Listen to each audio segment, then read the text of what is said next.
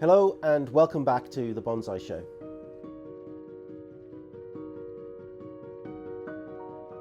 Okay, so it's now early September and it's coming into a great time to be styling and wiring pine trees. And what we have here are 3 trees that have all been styled with slightly different purposes really. If we start off with the Japanese white pine, that one has been styled for sale really, to look at its best. It still has to lose some of the previous year's needles, but really the aim of that tree is to style it, make it look good, and we put it on the bench.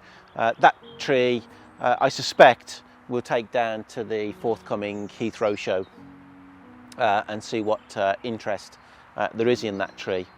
Whereas the other 2 trees that we have here, the small Japanese black pine and the Mugo pine, have both been wired and styled really for further development.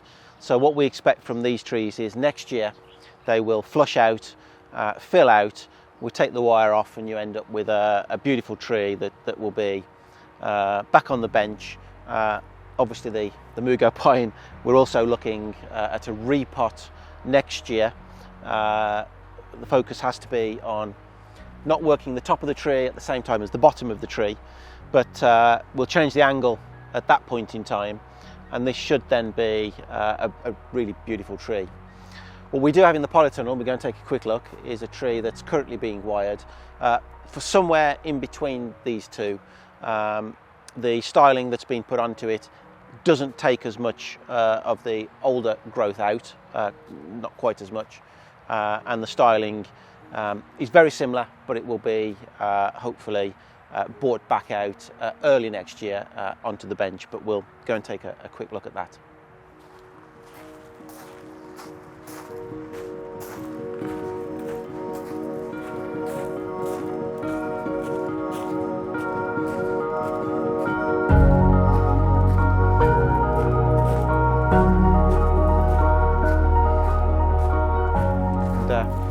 Just while we're passing, I will cover this tree a little bit later before we leave this episode. Interesting tree, but we'll come back to that one. What we're actually here to take a look at is this Scots pine, which has had a lot of that refinement work done. It is in the main wired. There are still a few small branches up near the apex that we're looking to complete the wiring on, but this is 2 days in on this particular tree so far, so it is a time-consuming activity. I can't take the credit for wiring this tree, I have to say. Gus, who's disappeared out of shot with stage fright, has been responsible for all of the work on this tree, and a little bit like the Mugo pine out there, this will get an angle change at its next repot, which won't be this year, it will probably be next year. But from a development of the tree, we're looking at the front to be somewhere here from where you view that tree, and we'll correct the angle at the next repot and just finish the wiring for this year. So that's wiring. Early September all the way through really through autumn is the best time to carry out this piece of work.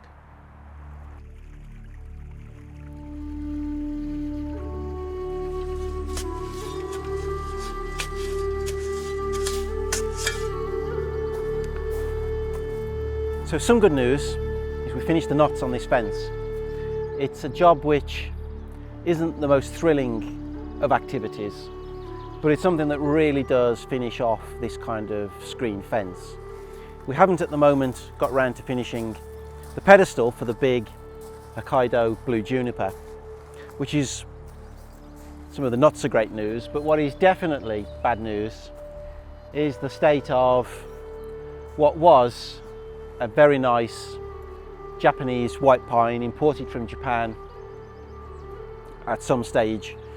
This is a tree that's come into the nursery and has really gone downhill very quickly after it came in. And the thing to remember really with specifically pines is that by the time you see a sign of a problem with this kind of material, it could have been dead for 4 or 6 weeks. And I don't mean to alarm people with that kind of comment, but we frequently get people in who bring a tree that has died, and they're starting to think about what they've done in the last couple of weeks that could have caused it. And my general response is that during the Christmas period we can physically saw a pine tree sometime late November. We bring it indoors, we put it up, we put baubles and tinsel and various other Christmas decorations on that tree, and it will probably be into January really, and still be looking quite good. May have lost a few needles, but it would still be looking generally quite healthy. So it kind of drives it home that this kind of material, pine trees, could have died a long time ago, and by the time you see anything of it, it's too late. But what we can do is get to know the trees that are in our collection and really what is normal and not normal. And I very often liken a bonsai tree to picking up a new dog or a puppy, and they're all different. They all have different personalities. Some will be energetic and some more lethargic, just generally speaking. But it's up to us to get to know and have a relationship with that pet or a bonsai tree, so that we can tell when things aren't going particularly well, that there's something wrong and that there's some form of action that should be taken. I'll agree it's probably a bit easier with a pet, but it is the same principle with a tree.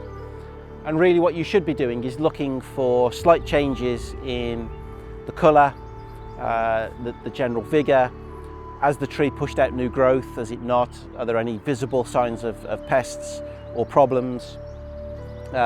We can actually take a look down at the root level. Is it watering generally well? Is it draining that water through? What's your feeding regime like? And when you do have doubts that the tree isn't as healthy as it could be, then take it along and talk to a nursery. I'm sure that we're no different to many nurseries out there, that we're happy to talk to people about the health of their tree, and sometimes just to clear up any concerns or worries that people have, because it can be a source of stress when they see the trees are struggling, and maybe something that they've done or haven't done to the tree. So don't overly worry. Take your trees along, get an expert opinion into what could be wrong with a tree, what you can do about it potentially, because lurching for a solution, such as a repot, because you think that may be the cause of the problem, will only add extra stress to the tree, and if it's not going to help the problem or eradicate the problem, then it will just make it worse. The good news to some extent is, although this tree is clearly dead and it's never going to sprout any green life, this one will be donated to one of my good friends for tanuki, which is a method of wrapping a new live tree around dead wood. So it will go on to have another life in that form. We'll recover the pot and reuse that in one of our trees. So there is always something that can be done, even if it's not bringing this tree back to life. So if you have any problems, take your trees along to a nursery.